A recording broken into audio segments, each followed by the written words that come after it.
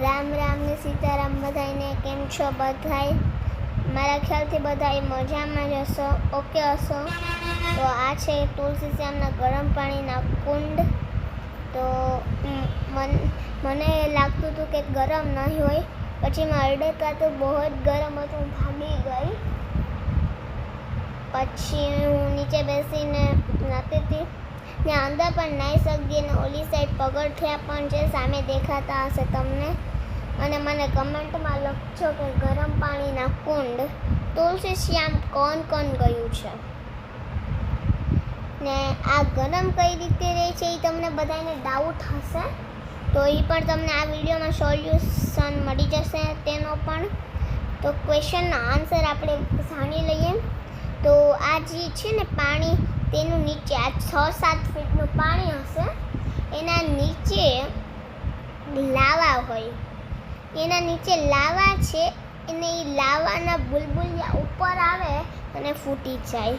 જો તમે ઉપર આવે જ છે ને તમને દેખાતું પણ હશે લાવાનો પ્રકાશ. તો એ પ્રમાણેથી પછી આ પાણી કેપેસિટીથી આગળ નીકળીને ગરમ થઈ જાય. એટલે આ બહુ જ ગરમ છે.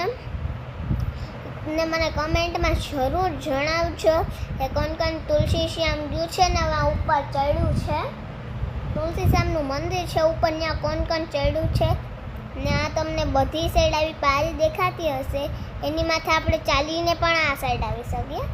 અમે યુટ્યુબમાં સાંભળ્યું હતું કે ગરમ પાણીના કુંડ પણ છે અને ગરમ પાણી અને ઠંડા પાણી બેયના કુંડ છે, પણ ગરમ પાણીના જ કુંડ હતા બંને સાઈડ.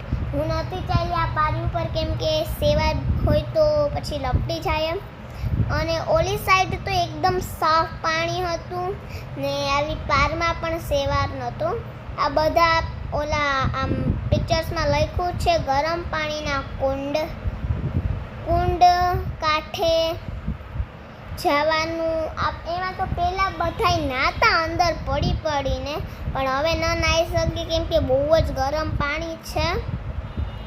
અને રોજ રાતે પાણી ગરમ રહે, ગમે એવો વરસાદ આવે ગમે એ થઈ જાય તો આ પાણી ઠંડુ થાય જ નહીં. એમાં તમે ગમે એટલા બરફ નાખી દો, આખું કુંડ બરફથી ભરી દો પણ બરફ ઓગળી જશે 1 સેકન્ડમાં, પાણી ગરમ રહેશે. તો મળીએ બીજા વિડીયોમાં, ત્યાં સુધી